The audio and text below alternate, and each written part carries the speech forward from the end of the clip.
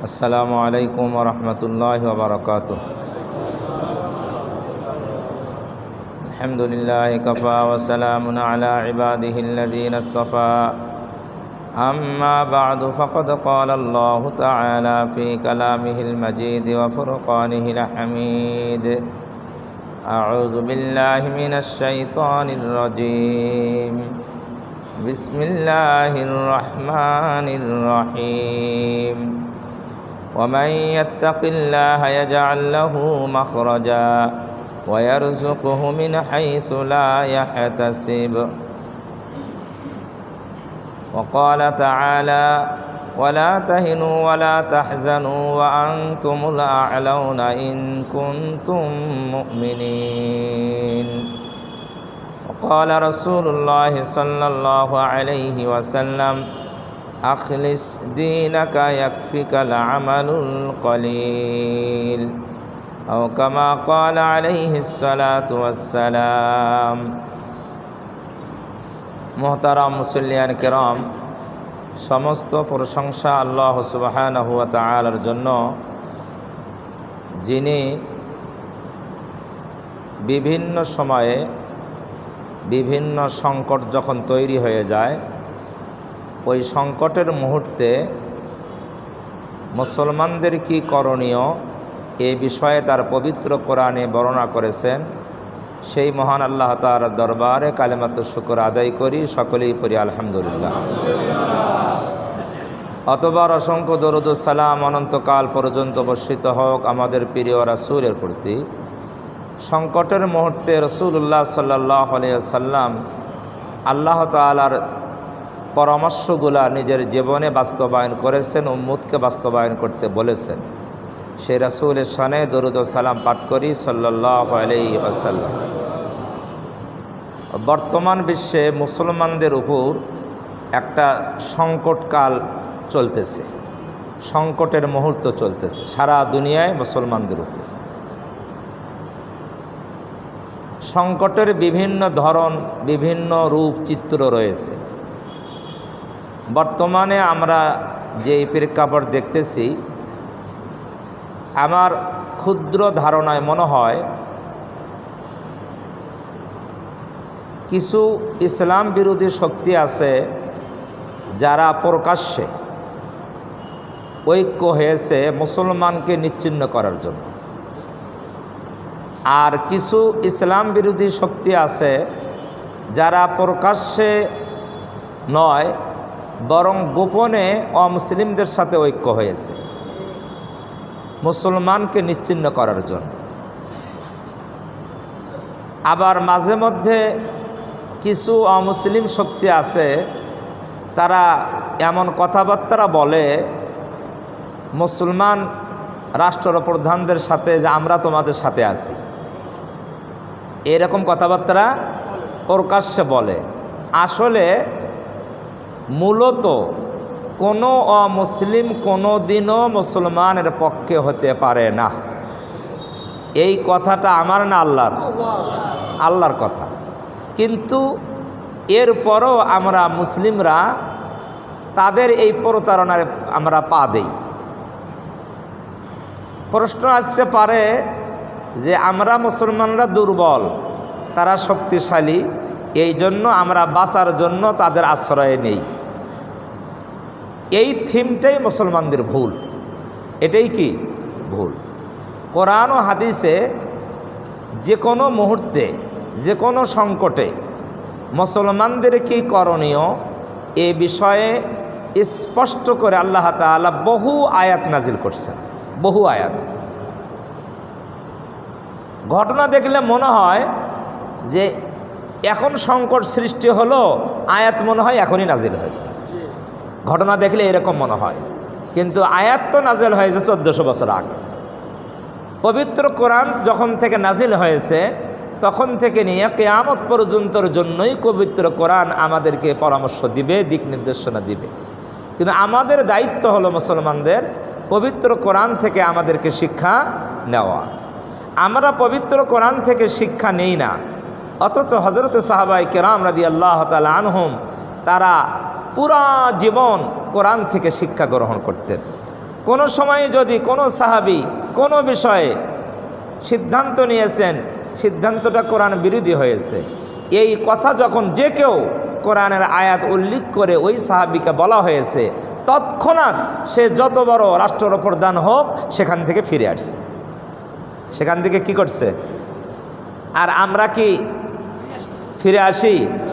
আমরা জেদ ধরি, কঠিন যুক্তি প্রদর্শন করি যে না এটাই বাস্তবায়ন করতে হবে। আল্লাহ বলে একটা, আমরা বলি কি আরেকটা। একটা উদাহরণ দেই, বাংলাদেশ বর্তমান সরকার নারী কমিশন গঠন করছে। নারী কমিশনে যে সমস্ত সুপারিশমালা প্রধান উপদেষ্টার কাছে জমা দিছে তার অধিকাংশই কোরআন বিরোধী, অধিকাংশই কি। তন্মধ্যে আমি এক জুমায় বলছিলাম, গত জুমার আগের জুমায়, একটা হলো বাবার অবর্তমানে বাবার সম্পত্তিতে ছেলে মেয়ের সমান অধিকার। আচ্ছা বলেন এটা কি কোরআন বিরোধী না কোরআনের পক্ষে? হ্যাঁ, কোরআনে বলছে কি, কোরআনে কি আছে? ভাইয়ের 2 গুণ, বোনের কি 1 গুণ। 1 ভাগ হলো বোন, 2 ভাগ কার? ভাই। এটা আল্লাহর কথা। এখন তাসলিমা নাসরিন আছে, গবেষক বুদ্ধিজীবী, ওনার যুক্তি হলো যে ভাইও তো ভাত খায়, বোনও কি খায়? ভাইও কাপড় পরে, বোনও কি পরে? ভাইও অসুখ হলে চিকিৎসা করে, বোনও অসুখ হলে কি করে? তাহলে তার অংশ কম কেন? কথা বোঝেন নাই? যুক্তিটা ঠিক আছে না নাই? খুবই সুন্দর যুক্তি, খুবই সুন্দর যুক্তি। যে ভাইয়েরও যা যা করা লাগে বোনেরও তাই তাই করা লাগে, তাহলে তার 1 অংশ, এর আবার 2 অংশ। তো এটাই তো বেইনসাফি। এখানেই বৈষম্য করেছে কে? নাউজুবিল্লাহ, আল্লাহ। বৈষম্য করছে কে? এটা হলো তাসলিমা নাসরিনের কি উক্তি, যুক্তি, উক্তি যুক্তি। এখন তাসলিমা নাসরিন তো দেশে নাই, আছে? কত আগে গেছে? হ্যাঁ, অনেক আগে। যে তাসলিমা নাসরিন যখন দেশ থেকে পালিয়ে যায় তখন কিছু ডিম পাড়ে গেছিল। কি ডিম পাড়ছিল? কি করছিল? ডিম। ওই ডিমগুলো এখন বাচ্চা ফুটছে। কি ফুটছে? ওই বাচ্চাগুলো আছে এই নারী কমিশনারের মধ্যে। কোন কমিশনারে? নারী কমিশনে। ওই তাসলিমা নাসরিন ডিম পাড়ে গেছিল, ওই ডিমের যেগুলো বাচ্চা ফুটছে ওই বাচ্চাগুলো হলো ওই তাসলিমা নাসরিনের রেখে যাওয়া ডিমের বাচ্চা। তাসলিমা নাসরিন যে প্রেসক্রিপশন করে বলে গেছে ওরা সবগুলোই বলছে। এগুলো কপি করা সব। কি কথা বুঝছেন না বোঝেন নাই? ওমর রাদিয়াল্লাহু তাআলা আনহু এক সময় ওনার খেলাফতকালে একটা আইন পাশ করতে চাচ্ছিলেন, ঘোষণা দিয়েছিলেন যে মহারণা, মহিলাদের মহারণা আছে না? তো মহারণা এটা নির্দিষ্ট করে দিবেন উনি। কি করে দিবেন? অল্প অল্প মহারণা নির্দিষ্ট করে দিবেন। তাহলে কি হবে? পুরুষরা সহজে বিবাহ করতে পারবে, কারণ মহর তো পুরুষকে দিতে হয়। সহজে বিবাহ করতে পারবে, পরিশোধ করতে পারবে। এটা সহজকরণের জন্য উনি এই সিদ্ধান্তটা নেওয়ার জন্য প্রস্তুতি গ্রহণ করছেন, বক্তব্য দিয়েছেন। একজন ভদ্র মহিলা খলিফাতুল মুসলিমিন ওমর রাদিয়াল্লাহু তাআলা আনহুর এই বক্তব্যের বিরোধিতা করলেন। মহিলা বললেন, খলিফাতুল মুসলিমিন, আপনি যে বক্তব্য দিয়েছেন, যে সিদ্ধান্ত নিতে চাচ্ছেন, এটা কোরআনের উমুক আয়াতের পরিপন্থী। উমুক আয়াতের পরিপন্থী। কি পরিপন্থী? বলে আল্লাহর কোরআনে বলেছে, কোনো নির্দিষ্ট কোরআনে নাই, কোরআনে অনির্দিষ্ট রাখছে, পুরুষের সামর্থ্য অনুযায়ী কি দিবে। এটা হলো কোরআনের কথা। এটা কি খুব একটা উনি বেশি দিছিলেন? নির্দিষ্ট আর অনির্দিষ্ট। কোরআনে আছে অনির্দিষ্ট, সামর্থ্য অনুযায়ী মহারানা দিবে, আর আপনি সেটাকে নির্দিষ্ট করতেছেন, আপনি কোরআনের বিরোধিতা করতেছেন, অতএব আপনার সিদ্ধান্ত মানি না। ওমর রাদিয়াল্লাহু তাআলা আনহুর মতো খলিফা সাথে সাথে ওনার মতামতকে উদ্ধৃত করে নিয়েছেন। আমি অনুসারকে বলতে চাই, কোরআনের বিরুদ্ধে যখন সুপারিশমালা দেওয়া হয়েছে, আপনি একজন মুসলমান হিসেবে আলেম ওলামা বলেছে, আপনি যদি না বুঝে থাকেন, দেশের হাজারো আলেম ওলামা বলেছে কোরআনের আয়াতের বিরুদ্ধে, সাথে সাথে খলিফাতুল মুসলিমিন ওমরের সিদ্ধান্তের মতো সিদ্ধান্ত নেওয়া দরকার যে আমি মেনে নিলাম কোরআনের বিরুদ্ধে কোনো আইন পাস করা হবে না। এটাই তো উচিত। কিন্তু এত প্রতিবাদ করা হচ্ছে, বলা হচ্ছে, ইউনূস সরকার মনে হয় মুখে কি লাগাইছে, টেপ লাগাইছে, কোনো কথা বলে না, কোনো কথা বলে না। আপনারা অনেক সময় আমাদেরকে বলেন, আলেম ওলামাদেরকে, আপনারা উমুকের বিরোধিতা করেন, উমুকের পক্ষে কথা বলেন। আল্লাহর কসম করে বলি, আমরা কারো পক্ষে কথা বলি না, কারোর বিপক্ষে কথা বলি না, আমরা কথা বলি আল্লাহর কোরআনের কথা বলি। কার পক্ষে যায় যাবে, কার বিপক্ষে যায় যাবে। কথা বুঝে আসছে না, আসে নাই? আমরা কারো পক্ষে নই, আমরা কোরআনের পক্ষে কথা বলি। আপনার কোরআনের বিরোধিতা করবেন, আমার দায়িত্ব এই কথা বলে দাও, জাতিকে বলা। আপনি মানবেন কি মানবেন না আপনি বুঝবেন, এটা আমার দায়িত্ব। কথা বুঝে আসছে না, আসে নাই? আমার যে মূল কথা বলতেছিলাম, সংকটের সময় কি কি করণীয়। তো বর্তমান বিশ্বে সংকট চলতেছে, মুসলিম নিধন। কি সংকট? মুসলিম নিধন। দীর্ঘদিন থেকে এই সংকট চলতেছে, প্রায় 40 বছর থেকে এই সংকট চলতেছে। তারও আগ থেকে আফগানিস্তানে মুসলমানদেরকে নিধন করার জন্য রাশিয়া যুদ্ধ করছে না, করে নাই? রাশিয়া পরাজিত হয়ে চলে গিয়েছে। এরপরে 20 বছর যুদ্ধ করেছে কে? আমেরিকা। শুধু আমেরিকা একা? কি যৌথ বাহিনী, ইউরোপীয় বাহিনী সবাই মিলে আফগানিস্তানে মুসলমান নিধনের জন্য যুদ্ধ করেছে। 20 বছর পরে তারাও কি হয়েছে? পরাজিত হয়েছে। এখন আফগানিস্তান কি স্বাধীন, তারা কোরআন সুন্নাহ মোতাবেক দেশ পরিচালনা করতেছে। আল্লাহর কোরআনে বলা হয়েছে, যেখানে কোরআন সুন্নাহ মোতাবেক দেশ পরিচালনা করা হবে, সেখানে আল্লাহ তাআলা আকাশ আর জমিনের বরকতের দরজা খুলে দিবে। তা বর্তমানে বাস্তব দেখা যাচ্ছে, আফগানিস্তানে আল্লাহ তাআলা আকাশ আর জমিনের বরকতের সব দরজা উন্মুক্ত করে দিয়েছে। আপনারা তো বই পুস্তক পরের খবর দেখেন, আফগানিস্তানের অবস্থা কি এখন নাজুক? শক্তিশালী হয়ে গিয়েছে। একটা শক্তির কথা বলি, আমেরিকা যত অস্ত্র রেখে গেছে, এটা আফগানিস্তানে 100 বছরও ক্রয় করার সক্ষমতা ছিল না, ঠিক কিনা?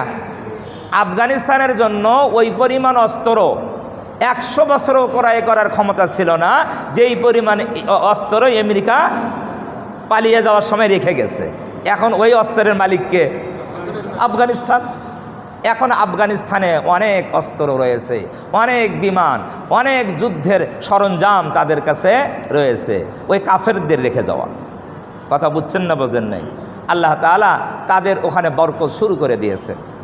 যে কোনো মুসলিম এলাকায় কোরআন সুন্নাহর বিধান মোতাবেক রাষ্ট্র পরিচালনা করা হবে, সেখানে আল্লাহর পক্ষ থেকে কোরআন বলে আসমান আর জমিনের বরকতের দরজা উন্মুক্ত করে দেওয়া হবে।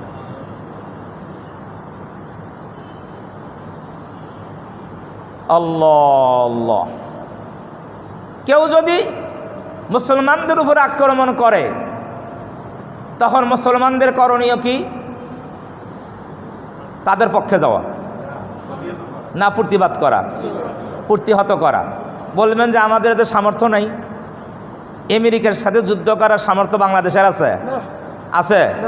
ভারতের সাথে যুদ্ধ করার সামর্থ্য বাংলাদেশের আছে? নাই। তো এটা যদি যেমন বাস্তব, তেমনিভাবে বাস্তব রাশিয়ার সাথে যুদ্ধ করার সামর্থ্য কার নেই? আফগানিস্তানের নাই। আমেরিকার সাথে যুদ্ধ করার সামর্থ্য আফগানিস্তানের বাস্তব কিনা? ছিল না। কিন্তু তারা তারপরও যুদ্ধ করছে না, করে নাই? তারা কেন করছে? কোরআনের একটা হুকুম আছে। কি আছে? ওয়া আইদ্দু লাহুম মাসতাতাতুম মিন কুওয়াহ। আল্লাহ তাআলা বলেন, ও মুসলমানেরা, তোমাদের শক্তি সামর্থ্য অনুযায়ী কাফেরদের বিরুদ্ধে যুদ্ধ করার জন্য তোমরা সরঞ্জামাদি প্রস্তুত করো। কোরআনের আয়াত বলছে, সূরা আনফাল 10 পারা 3 পৃষ্ঠা। কি অনুযায়ী?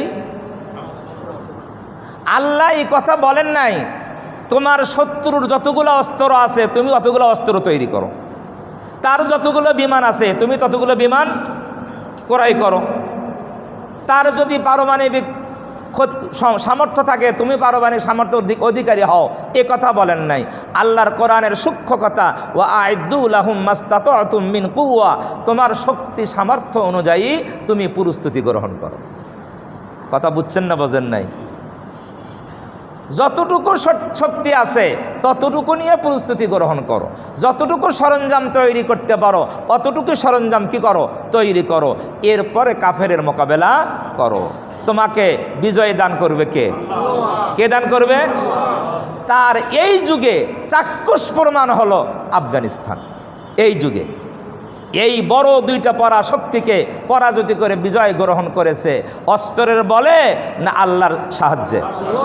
হ্যাঁ, আগের যুগে নবীজির যুগে যেমন কাফের বেঈমানদের অস্ত্র বেশি ছিল, শক্তি বেশি ছিল, মুসলমানদের সংখ্যা কম ছিল, অস্ত্র কম ছিল, সামর্থ্য কম ছিল, তারপরও মুসলমানরা কি হয়েছে? বিজয় হয়েছে আল্লাহর সামর্থ্যকার। আমি একটা বই পড়ছিলাম, ওই বইয়ের মধ্যে লেখছে আফগানিস্তানে আমি আল্লাহকে দেখেছি। আফগানিস্তানে আমি আল্লাহকে দেখেছি, এটা বইয়ের নাম। বইয়ের কি? তা খুব আকর্ষণ হলো আমার বইটা পড়া। কিরে সাঙ্গা, আল্লাহকে কেমনে দেখায়?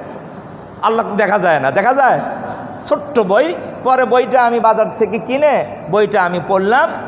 বইয়ের মধ্যে বিভিন্ন ঘটনা লেখছে, তার মধ্যে মুখ্যম একটা ঘটনা হলো আফগানিস্তানের যে তালেবান যোদ্ধারা আছে, এরা রাশিয়ার যুদ্ধের সময় ওই রাশিয়ারকে ওই থেকে ওরা আত্মগোপন করার জন্য ওই পাহাড়ের গিরিপথে ওরা ঢুকছে, পাহাড়ের ভেতরে আত্মরক্ষা করার জন্য তালেবানের যোদ্ধারা। যে ওরা সেখানে গিয়ে ধরেন 50-60 জন হবে একটা গ্রুপ, তারা অস্ত্র শস্ত্র যা আছে তা নিয়ে রাত্রিরে ওখানে ঢুকে পাহাড়ের একেবারে গহীন জঙ্গলের ভেতরে ঢুকে, এখন ঘুম ধরে গেছে, রাত্রিরে ওরা অস্ত্র শস্ত্র রাখে, আর সবাই কি করছে? ঘুমাইছে। এই রাশিয়ার সৈনিকরা এরা টের পাইছে। কি পাইছে? টের পাইছে। এরা টের পেয়ে আস্তে আস্তে আস্তে আস্তে আস্তে আস্তে ওদের নমুনা দেখে ওদের পেছনে পেছনে চলে গেছে। গিয়ে দেখে 50-60 জন সৈনিক মুজাহিদ, এরা সব ঘুমন্ত। বলেন এখন এই অবস্থায় ওদেরকে মারা কঠিন না সহজ? হ্যাঁ, একটা ব্রাশ ফায়ার করে দিলে সব শেষ, তাই না? এখন ওখানে যায় এরা তাদেরকে মারার জন্য গিয়েছে, কিন্তু সেখানে পাহাড়ের ভেতর থেকে বড় বড় কিছু বিচ্ছু, বড় বড় কি বিচ্ছু, এই বিচ্ছু এসে এই রাশিয়ার সমস্ত সৈনিককে অ্যাটাক করছে। বিচ্ছুরা, একটা বিচ্ছুর বিষ কেমন? সাপের চেয়ে কম না বেশি? অনেক বেশি। যেই এক একটা সৈনিককে কয়েকটাকের বিচ্ছু আক্রমণ করছে।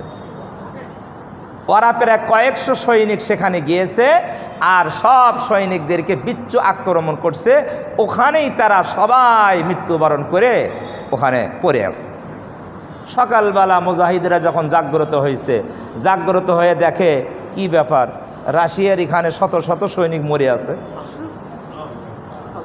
রাশিয়ার শত শত সৈনিক মরে আছে, এরা এখানে মরল কেমনে? আমরা তো ঘুমন্ত, এরা তো আমাদের মারতে আসছে, এরা মরল কেমনে? পরে দেখে যে বিচ্ছু লাইন ধরছে, পাহাড়ের ভেতর ঢুকতেছে। বিচ্ছু কি ধরছে? লাইন ধরে পাহাড়ের ভেতর ঢুকছে। তখন তাদের বুঝতে কি আর অসুবিধা থাকলো না? বিচ্ছু তাদেরকে আক্রমণ করে তাদেরকে ধ্বংস করছে। এই ঘটনা দিয়ে বইওয়ালা যে লেখক বলছে যে এটা কি আল্লাহ করে নাই? কে করছে? আল্লাহ করছে। কে করছে? তো এই জন্য উনি লিখছে আফগানিস্তানে আমি আল্লাহকে দেখেছি। কথা বুঝছেন না বোঝেন নাই? তো যেই আল্লাহ আফগানিস্তানে এইরকম পরাশক্তিকে ধরাশায়ী করছে, ওই আল্লাহ আছে না নাই? আমেরিকাকে পরাজিত করছে, ওই আল্লাহ আছে না নাই? এখন ভারত যত বড় শক্তি হোক, আল্লাহ যদি মুসলমানের পক্ষে থাকে তাহলে ভারতকে কুপাকাত করার জন্য আল্লাহ যথেষ্ট হবে কি হবে না? না হবে না? হবে। কিন্তু আমাদের করণীয় কি? এটা আমাদের কোরআন থেকে বুঝতে হবে। আমাদের করণীয় কি? আমাদের করণীয় কয়েকটা পয়েন্ট বলবো, বেশি তো বলা যাবে না। অনেক কথা, বেশি বলা যাবে না, কয়েকটা পয়েন্ট বলবো। 1 নম্বর, আল্লাহ তাআলা বলেছেন ওয়ালা তাহিনু ওয়ালা তাহজানু ওয়া আনতুমুল আ'লাউনা ইন কুনতুম মুমিনিন। আয়াতটা নাজিল হয়েছে উহুদের যুদ্ধের পরে। কখন? উহুদের যুদ্ধে মুসলমানরা প্রথম অবস্থায় পরাজিত হয়েছিল, পরে আবার বিজয়ী হয়েছে। 70 জন সাহাবায়ে কেরাম শাহাদত বরণ করেছেন, নবীজির দন্দান শহীদ হয়েছে, মাথার মধ্যে যুদ্ধের হেলমেট ঢুকে গিয়েছিল, রক্তাক্ত হয়েছে। এই যুদ্ধে মুসলমানরা এই যে বিশাল পরাজয় বরণ করলো, তারা হতভম্ব হয়ে গেল, নিরাশ হয়ে গেল। কি হলো?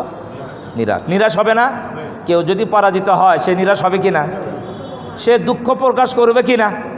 দুঃখিত হবে না যে আমাদের এত বড় ক্ষতি হলো, আমরা এত বড় ক্ষতিগ্রস্ত হলাম, আমাদের এত লোক মারা গেল, এত লোক শহীদ হলো, স্বয়ং আমাদের নেতা, আমাদের নবী, তিনি আহত হলেন, তার দাঁত শহীদ হয়ে গেল।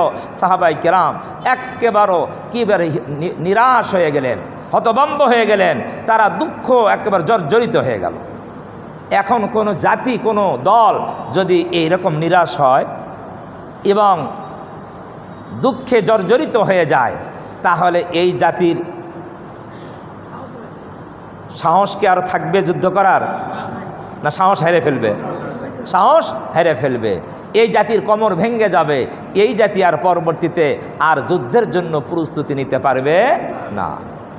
এই জাতিকে, এই ভারাক্রান্ত জাতি সাহাবায়ে কেরামকে, এই নিরাশ জাতি সাহাবায়ে কেরামকে সাহস যোগানোর জন্য, আশার আলো দেখানোর জন্য আল্লাহ তাআলা এই আয়াত নাজিল করলেন।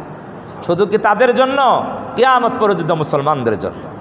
আল্লাহ তাআলা বললেন ওয়ালা তাহিনু ওয়ালা তাহজানু, ও মুসলমানেরা, ও সাহাবায়ে কেরাম, তোমরা নিরাশ হয়ো না।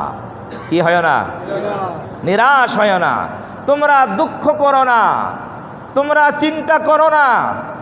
দেখছেন আল্লাহ কিভাবে আয়াত নাজিল করতেছেন? তোমাদের 70 জন শহীদ হয়েছে, দুঃখ করো না।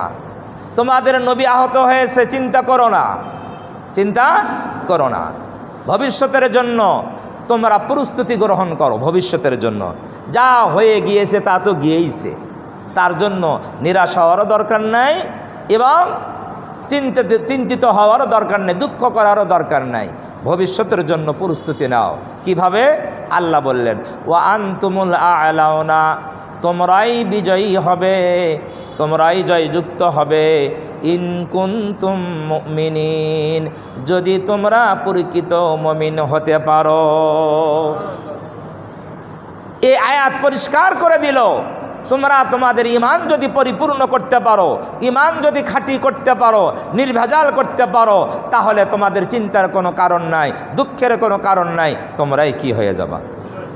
কে বলতেছেন? আল্লাহ। তাহলে এই আয়াত শুধু কি ওই নবীর যুগের সাথে খাস, না এখনও আছে? এর হুকুম বিধান কি এখনও আছে না নাই? সারা দুনিয়ার মুসলমানদের জন্য এই আয়াতের বিধান প্রযোজ্য কিনা? প্রযোজ্য। তাহলে আমাদের 1 নম্বর করণীয় হলো যে আমরা যতই কি হই, দুর্বল হই না কেন, আমাদের ঈমান কি করতে হবে? শক্তিশালী করতে হবে। ঈমানকে ঈমানের শক্তিতে বলিয়ান হতে হবে। ঈমানকে আমাদের ধার দিতে হবে। কি দিতে হবে? শান দেয় না? হ্যাঁ, অস্ত্র শান দেয় না, ধার দেয় না। ঈমানকে শানিত করতে হবে, ঈমানকে ধার দিতে হবে, ঈমানের বলে বলিয়ান হতে হবে। তাহলেই আমরা বিজয়ী হতে পারবো। এই কথাটা কার?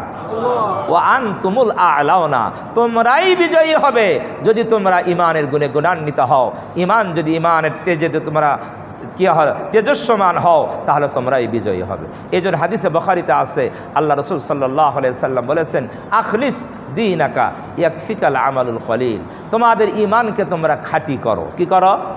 খাঁটি করো, নির্ভেজাল করো, তাহলে অল্প আমলেই তোমাদের জন্য কি হয়ে যাবে?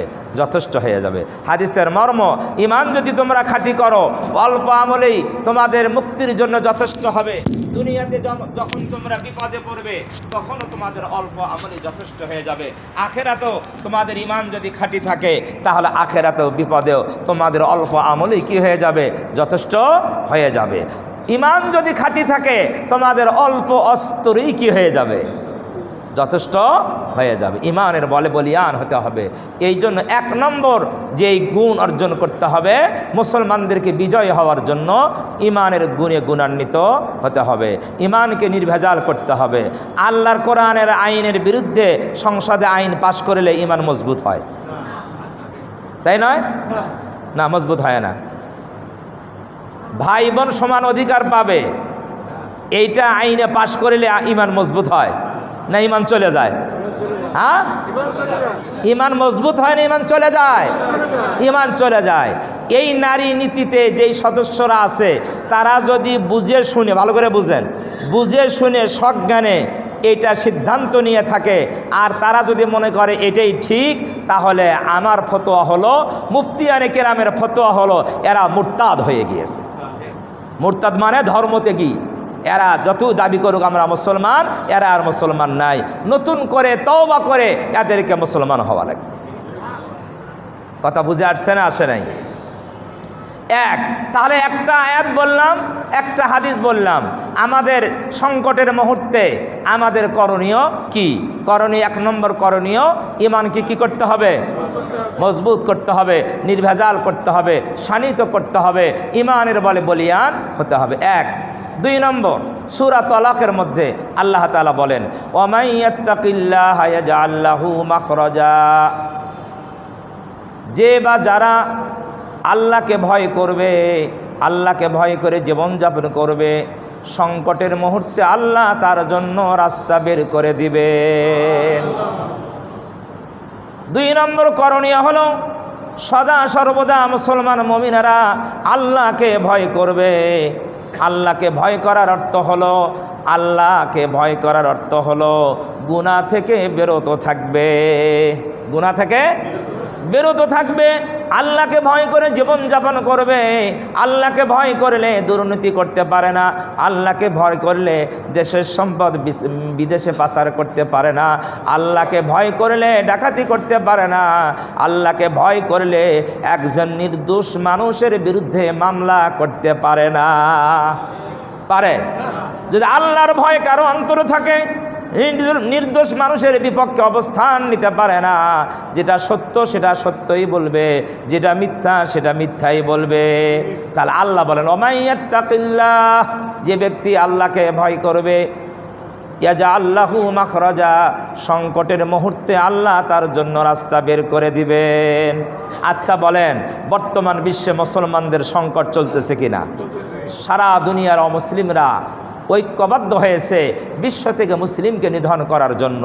বিশাল সংকট, বিশাল কি সংকট, একেবারে নগদ। ফিলিস্তিনে যুদ্ধ চলতেছে, ফিলিস্তিনে যুদ্ধ, আক্রমণ করতেছে নিরীহ মানুষের উপর। কারা? কারা? ইসরায়েল, ইহুদি। ইহুদি কি মুসলমানের বন্ধু না শত্রু? আমার কথা না আল্লাহর কথা? সূরা মায়েদা 6 পারা আল্লাহ বলেন, ইয়া আইয়ুহাল্লাযীনা আমানু লা তাত্তাখিযুল ইয়াহুদা ওয়ান নাসারা আউলিয়া। ও মুমিন মুসলমানেরা, তোমরা ইহুদি এবং খ্রিস্টানদেরকে তোমাদের বন্ধু হিসাবে গ্রহণ করো না। কার কথা? ইহুদি খ্রিস্টানকে বন্ধু বানায়ও না। বাদুহুম আউলিয়া ও বাদ, আল্লাহ বলেন তারা একে অপরের বন্ধু। তারা একে, তোমাদের বন্ধু তারা নয়, তারা একে অপরের বন্ধু। ও তার খ্রিস্টান ইহুদির বন্ধু, ইহুদি খ্রিস্টানের বন্ধু, তোমাদের বন্ধু নয়। অতএব তোমরা তাদেরকে বন্ধু হিসেবে গ্রহণ করো না। অন্য সূরার মধ্যে আল্লাহ সূরার শুরুতেই বলেন, ইয়া আইয়ুহাল্লাযীনা আমানু লা তাত্তাখিযু আদুওয়ি ওয়া আদুওয়াকুম আউলিয়া। সূরা মুমতাহিনার প্রথম আয়াত আল্লাহ বলেন, হে ঈমানদারেরা, আমার দুশমন, আদুওয়ি, আদুওয়ি মানে কি? আমার শত্রু, ও আদুওয়াকুম, তোমাদের শত্রু। আমাদেরকে বলতেছেন আমার শত্রু আল্লাহর শত্রু, তোমাদের মুসলমানদের শত্রু, তাদেরকে তোমরা কি বানায়ও না? দোস্ত বানায়ও না। এখন আল্লাহর শত্রুকেও দোস্ত বানাই, মুসলমানের শত্রুকেও কি বানাই? আল্লাহর নিষেধ। এটা কার নিষেধ? এখন আল্লাহর নিষেধ কাজ যদি আমরা করি, তাহলে আল্লাহর সাহায্য কি আমাদের পক্ষে আসবে? আসবে না। সংকট চলতেছে, এই সংকটের মুহূর্তে আল্লাহকে ভয় করতে হবে। কাকে ভয় করতে হবে? গুনাহের কাজ ছেড়ে দিতে হবে, তাহলে আল্লাহর পক্ষ থেকে আল্লাহর সংকট উত্তরণের ব্যবস্থা করে দিবেন। সংকট চলতেছে না? ভারত পাকিস্তানের যুদ্ধ শুরু হয়েছে, সবাই জানি তো, হ্যাঁ? ঘটনাটা কি কেন্দ্র করে? কি কাশ্মীরের কি বিষয়টা? কি বিষয়টা হলো ওখানে কিছু পর্যটক গিয়েছিল, এই পর্যটককে কে বা কারা কি করছে? হত্যা করছে। 26 জন পর্যটক, তার মধ্যে হিন্দু ছিল, মুসলমানও ছিল। এখন ভারত এটা দায়ী করছে কাকে? পাকিস্তানকে। কাকে? পাকিস্তান। কিন্তু এই দায়ী করছে, তার কোনো প্রমাণ দেখাইতে পারে নাই, কোনো প্রমাণ নাই। আচ্ছা, আপনি দায়ী করলেন, প্রমাণ দেখাবেন না? প্রমাণ যখন নাই, তাহলে তো এটা বিচারে এটা টেকেই না, টেকে না। এমন যদি হয় যে আপনি নিজেই এইটা ঘটাইছেন, না হতে পারে না? নিজে ঘটাইয়ে পাকিস্তানের দোষ দিচ্ছেন, হতে পারে কি না? এইরকম নজির ইতিপূর্বে আছে না নাই? ছিল কি ছিল না? হ্যাঁ, বহু ছিল, এখনও আছে, কিয়ামত পর্যন্ত থাকবে। কোরআন শরীফে এইরকম নজির আছে, ঘটনা। মুসা আলাইহিস সালামের জামানার ঘটনা আছে। এক ব্যক্তি আরেক ব্যক্তিকে হত্যা করে, এক ব্যক্তি হত্যা করে যাকে হত্যা করলো তার চাচাতো ভাইয়ের বাড়ির সামনে লাশটা রেখে দিয়ে এসছে। সকালবেলায় যে হত্যা করলো সে নিজেই মুসা আলাইহিস সালামের কাছে গিয়ে বলছে, এলাকায় একটা হত্যাকাণ্ড ঘটছে। এখন কারা হত্যা করলো? যাদের বাড়ির কাছে তারাই কি করছে? কথা বোঝেন নাই? এই ঘটনা আগেও ছিল কি ছিল না? এই ঘটনা কোরআন শরীফে আল্লাহ আয়াত নাজিল করছে। সূরা বাকারা যেটা আছে, এই বাকারা মানে গাভী। এই আল্লাহ মুসা আলাইহিস সালামের কাছে যখন এই বিচার আসলো, মুসা আলাইহিস সালাম যাদের বাড়ির কাছে লাশ ছিল তাদেরকে ডাকিলেন, তোমাদের বিরুদ্ধে তো অভিযোগ, তোমরা হত্যা করছো। কয় যে না, আল্লাহর কসম আমরা করি নাই। এখন হত্যাকারী ধরা যাচ্ছে। মুসা আলাইহিস সালাম আল্লাহর কাছে ফরিয়াদ করলেন, আল্লাহ, হত্যাকারী কিভাবে চিহ্নিত করা যায়? কোনো তো সাক্ষী প্রমাণ নাই। আল্লাহ বললেন, ঠিক আছে, ওদেরকে বলো একটা গাভী কুরবানি করুক। কি কুরবানি? গাভী জবাই করুক। আচ্ছা বলেন, মানুষ হত্যা হয়েছে, হত্যাকারী প্রমাণ করবে, তা গাভী জবাই করার সাথে কি সম্পর্ক? কথা বোঝেন নাই? আল্লাহর এই কথার সাথে ওই ঘটনার কোনো মিল আছে? কোনো মিল নাই। এই জন্য আমরা বলি, বা আল্লাহ এটা আমাদের বুঝান, আল্লাহর কথা বুঝে আসুক আর না আসুক, আল্লাহ যা আদেশ করবে সাথে সাথে তা মানতে হবে। এর নামই মুমিন মুসলমান। মানুষ নিহত হয়েছে, হত্যাকারী কি করবেন? প্রমাণ করবেন। তো গাভী জবাই করার সাথে সম্পর্ক কি? কথা বোঝেন নাই? লম্বা ঘটনা। গাভী জবাই করা হলো, মুসা আলাইহিস সালামকে আল্লাহ বলে দিলেন, গাভীর এক টুকরা গোস্ত নিয়ে ওই লাশের সাথে ছোঁয়া দেন। কি লাগান? গাভীর এক টুকরা গোস্ত ওই লাশের সাথে স্পর্শ করে দেন। তো মুসা আলাইহিস সালাম তাই করলেন, সাথে সাথে নিহত ব্যক্তি জীবিত হয়ে দাঁড়িয়ে গেল।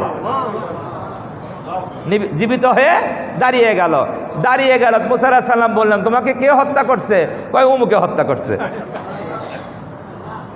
ঘটনা বুঝছেন না বোঝেন নাই? তাহলে এইরকম ঘটনা আগেও ছিল কি ছিল না? এখনও হতে পারে কি পারে না? এখন কাশ্মীরের যে ঘটনা, এটা যে ভারত ঘটায় নাই তার কি প্রমাণ? যাই হোক, ভারত ঘটাক আর না ঘটাক, যে দোষী তাকে চিহ্নিত করতে হবে, বের করতে হবে, আইনের আওতায় আনতে হবে। এটাই কি রুলস, এটাই বিধান, ঠিক কিনা? আন্তর্জাতিক আইনে। কিন্তু এটা না করে পাকিস্তানের উপরে কি করলো? খালি দোষারোপ না, বিমান হামলা করলো, ড্রোন হামলা করলো। ভারত করে নাই? ড্রোন হামলা করলো, বিমান হামলা করলো। এটা কি বিচার করে করছে না অন্যায়ভাবে করছে?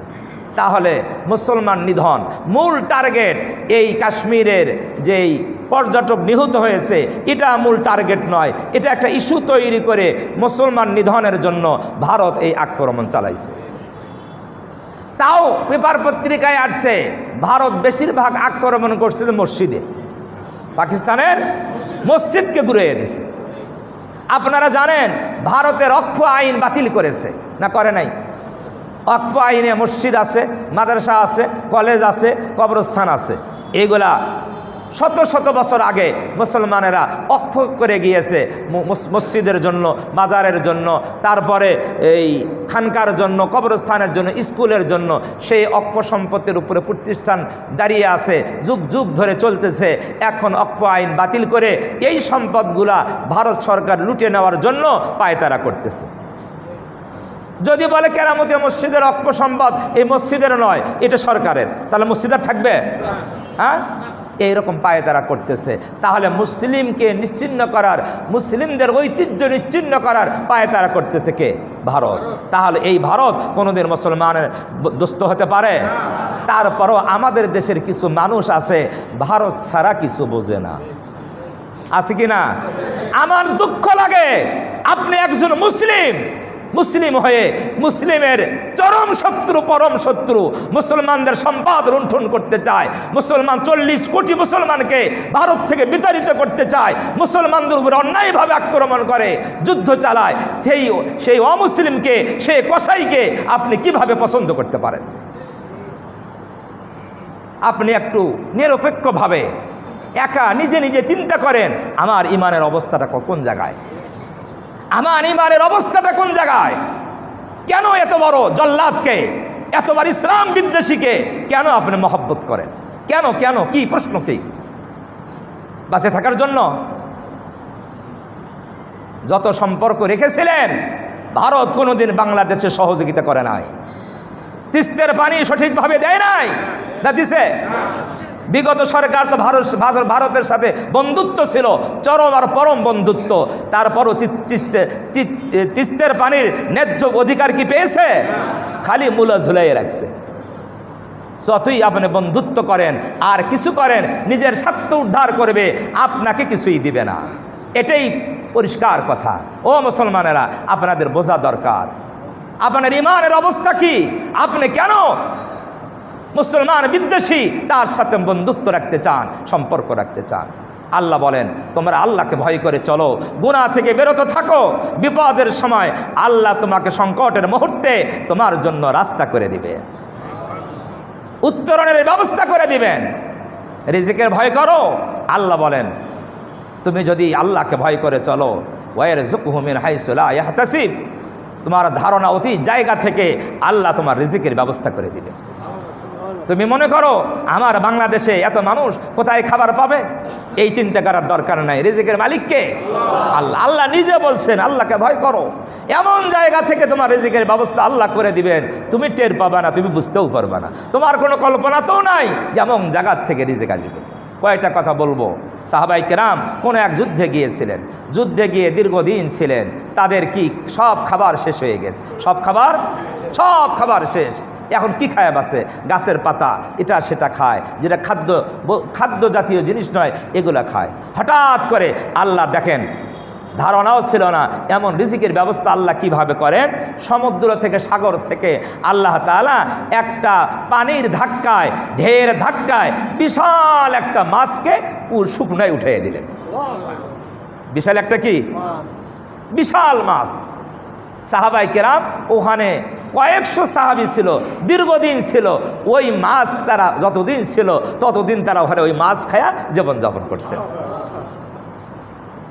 মাছের কাঁটা থাকে না, কাঁটা, হাদিসে বর্ণনা আছে এই মাছটা কত বড়, কাঁটা দিয়ে উদাহরণ দিছে যে ওই যে যেমন ইলিশ মাছের যে চোকা কাঁটা থাকে না, ওই মাছের ওই কাঁটাটা এত বড়, উটের উপরে চড়ে একটা মানুষ চললে ওই কাঁটাটা খাড়া দাঁড় করালে উটের উপরে চড়ে ওই কাঁটার নিচ দিয়ে গেলে মাথার সাথে কাঁটা লাগে নাই। তাহলে বলেন মাছটা কত বড় ছিল। সাহাবাই কেরাম ওই মাছের কিছু অংশ তারা যুদ্ধ শেষে তারা মদিনাতেও নিয়ে আসছিলেন। তাহলে বলেন সাগর থেকে এত বড় মাছ শিকার করা সম্ভব? আর শিকার করতে গেলে তো জাল লাগবে না? তো তাদের তো কিছুই নাই। আল্লাহ কুদরতিভাবে সাগরের ঢেউ দিয়ে ধাক্কা দিয়ে শুকনায় উঠে দিছে। তাহলে রিজিকের ব্যবস্থা কে করে? হ্যাঁ, পেঁয়াজের ব্যবস্থা কে করে? না, ভারত করে। পেঁয়াজের ব্যবস্থা কে করে? হ্যাঁ, আমাদের তো ধারণা পেঁয়াজের ব্যবস্থা ভারত করে। হ্যাঁ, মুসলমানের ঈমান নষ্ট হয়ে যাচ্ছে। সমস্ত রিজিকের মালিক কে? আল্লাহ। আল্লাহ রিজিকের মালিক। আল্লাহ আয়াতে বলে আল্লাহকে ভয় করো, ওয়ারযুকহু মিন হাইসু লা ইয়াহতাসিব। এমন জায়গা থেকে তোমার রিজিকের ব্যবস্থা হবে তোমরা বুঝতেও পারবা না। আল্লাহকে ভয় করো। আল্লাহ বলেন ওমাই ইয়াত্তাকিল্লাহ ইয়াজআল লাহু মিন আমরিহি ইসরা। আল্লাহকে ভয় করো, আল্লাহ তোমার কাজকে সহজ করে দিবেন। আল্লাহ যদি আমাদের সব কাজকে সহজ করে দেন তাহলে আর কোনো টেনশন আছে? আর কোনো ভয় আছে? আল্লাহকে ভয় করেন। আল্লাহ তারপরে বলেন পরের আয়াত, ওমাই ইয়াত্তাকিল্লাহ ইউকাফির আনহু সাইয়্যাতিহি ওয়া ইউযিম লাহু আজরা। আল্লাহ বলেন আল্লাহকে যারা ভয় করে আল্লাহ তাআলা তাদের গুনাহগুলো মাফ করে দেন। গুনাহ কি করে দেন? মাফ করে দেন। ওয়া ইউযিম লাহু আজরা, আর তাদেরকে মহা পুরস্কার দান করেন। কথা বুঝে আসছে না? আসে নাই? তাহলে আমাদের ভয় করতে হবে কাকে? ওয়ামাই ইয়াতাওয়াক্কাল আলাল্লাহ ফাহুয়া হাসবু। এক নম্বর বললাম ঈমানকে খাঁটি করতে হবে, 2 নম্বর আল্লাহকে ভয় করতে হবে, 3 নম্বর আল্লাহর উপর ভরসা করতে হবে। কার উপর ভরসা? ভরসা আল্লাহর উপর। আল্লাহর উপর যদি ভরসা রাখতে পারি ফাহুয়া হাসবু, আল্লাহ বলেন আল্লাহই তোমার জন্য যথেষ্ট। এখন প্রশ্ন এখানে, আল্লাহর উপর ভরসা করব, ভারত আক্রমণ করছে, আমরা সবাই ঘুমাইয়ে থাকব আর ভরসা করব আল্লাহর উপর। এইটা ভরসার কথা আগেই বলেছি। ও আইদু লাহুম মাস্তাতাতুম মিন কুওয়া। ও মুসলমানেরা, তোমাদের শক্তি সামর্থ্য অনুযায়ী তোমরাও যুদ্ধ উপকরণ তৈরি করো। তাহলে শক্তি সামর্থ্য অনুযায়ী যদি আপনার শক্তি থাকে একটা লাঠির, তা লাঠি তৈরি করবেন। যদি আপনার শক্তি থাকে একটা তীর তৈরি করা, তীর তৈরি করবেন। আপনার যতটুকু শক্তি আছে এই শক্তি সামর্থ্য অনুযায়ী প্রস্তুতি গ্রহণ করবেন। 1। 2 নম্বরে ভরসা করবেন কার উপর? আল্লাহর উপর। 3 নম্বরে ভয় করবেন কার উপরে? আল্লাহর উপরে। ঈমান মজবুত করবেন। কয়টা কাজ হলো? 4টা। এই 4টা কাজ যদি মুসলমান করতে পারে তাহলে বিজয় কার? মুসলমানের। বিজয় কার? ভারত যত বড় শক্তি হোক, ভারত পাকিস্তানকে কি করতে পারবে না? কিছুই করতে পারবে না। তবে পাকিস্তানের এই 4টে গুণ অর্জন করতে হবে, এই 4টে বৈশিষ্ট্য অর্জন করতে হবে। ফিলিস্তিনের মুসলমানের এই 4টে বৈশিষ্ট্য অর্জন করতে হবে। ফিলিস্তিনের মুসলমান, আমি মনে করি আফগানিস্তানের তালেবানরা এই 4টে বৈশিষ্ট্য অর্জন করার কারণেই আল্লাহ তাদেরকে বিজয় দান করেছে। কথা বুঝছেন না বোঝেন নাই? আমাদের মুসলমানরা অনেকেই তালেবানকে জঙ্গি বলে। কি বলে? আসলে জঙ্গির অর্থই বোঝে না। আচ্ছা বলেন, আপনার বাড়িতে একটা মুসাফির আসছে। কি আসছে? মুসাফির। আপনার দয়া হলো, রাত 12টা লোকটা এসে বলল আমার থাকার কোনো জায়গা নেই, কোথায় রাত্রি যাপন করি, বৃষ্টি পড়তেছে, আমার একটু রাত্রিটা থাকার কি করে দেন। আপনার খুব দয়া হলো, গ্যারেজের মধ্যে কি করে দিলেন? থাকার ব্যবস্থা করে দিলেন। তো থাকলো। পরের দিন আপনি বললেন যে মুসাফির চলে যান। কি থাকার তো জায়গা করে দিয়েছিলাম, রাত পার হয়ে গেছে, এখন চলে যান। এখন মুসাফির কয় তুমি বের হও বাড়ির থেকে। এ বাড়ি তো আমার। এ বাড়ি কার? এই বাড়ি আমার, তুমি বের হও। এখন বাড়িওয়ালা তখন বলতেছে সর্বনাশ, আমি থাকতে জায়গা দিলাম, এখন এই মুসাফির কয় যে ও নাকি বাড়িওয়ালা, আমাকে বের করে দেয়। এখন বাড়িওয়ালা যখন তার বিরুদ্ধে কথা বলে তখন বিশ্ব মানবতার ধ্বজাধারী তারা বলে এই বাড়িওয়ালা হলো কি? জঙ্গি। বাড়িওয়ালা কি? কথা আমার বোঝেন নাই। বাড়িওয়ালা কি? আচ্ছা বাড়িওয়ালা জঙ্গি না ওই লোক জঙ্গি? বিশ্ব মানবতার ধ্বজাধারী যারা, বিশ্ব মানবতার যারা ফেরিওয়ালা, ফেরি নিয়ে যারা ঘোরাফেরা করে, তারা কি বলছে? কিছু মুসলমানরাও এই কথা বলে। ফিলিস্তিনের গাজার আজ থেকে কত বছর আগে এই ইসরায়েল রাষ্ট্র হয়েছে? কত বছর আগে? 75 বছর আগে, 78-75 বছর আগের ঘটনা। এই 75 বছর আগে ইহুদিরা ফিলিস্তিনে এসে বলল আমাদের থাকার জায়গায় নেই। কি নেই? থাকার জায়গা। আমাদের একটু থাকার কি দেন? জায়গা দেন। ঘটনা বুঝছেন তো? ওই মুসাফিরের মতন একটু থাকার জায়গা দেন। এই ফিলিস্তিনে মুসলমানরা দয়া করে মেহেরবানি করে কি করে দিলেন? একটু জায়গা দিয়ে দিলেন। 2 দিন পরে ইসরায়েলের ইহুদিরা বলে এই তোরা বের হয়ে যায় এখান থেকে, এটা আমাদের বাড়ি। এখন ফিলিস্তিনের মুসলমানরা বিশ্বের কাছে বলে যে না, এটা এর অন্যায় করতেছে, থাকার জায়গা আমরা দিয়েছি, আমাদেরকে বাড়ির থেকে বের করে দেয়। এখন বিশ্ব মোড়লেরা বলে এই যে ফিলিস্তিনের হামাস এরা হলো জঙ্গি। বলে না বলেন হামাসকে জঙ্গি না ইসরায়েল জঙ্গি? অর্থ বিশ্ব মানবতার ধ্বজাধারী কেউ ইসরায়েলকে জঙ্গি বলে না। আমেরিকা জঙ্গি বলে, ব্রিটেন জঙ্গি বলে, কেউ ইসরায়েলকে জঙ্গি বলে না। জঙ্গি হলো ইসরায়েল, এখন জঙ্গি বলে হামাসকে। একেবারে হুবহু ঘটনা এটাই বাস্তবতা। এটাই কি বাস্তবতা। আজকে আমরা মুসলমানরাও বাস্তবতা ভুলে গিয়েছি। আমরাও বাস্তবতার পক্ষে কথা বলি না, আমরা বাস্তবতার বিপক্ষে কথা বলি। আমাদের ইমা 4টে পয়েন্টে কথা বলেছি। এই 4টে পয়েন্ট যদি আমরা মুসলমানরা ধারণ করতে পারি, লালন করতে পারি, বিজয় অবশ্যই মুসলমানদের হবে ইনশাআল্লাহ। কাবুল আল জুমা 4 রাকাত সুন্নাত পড়ে নেই।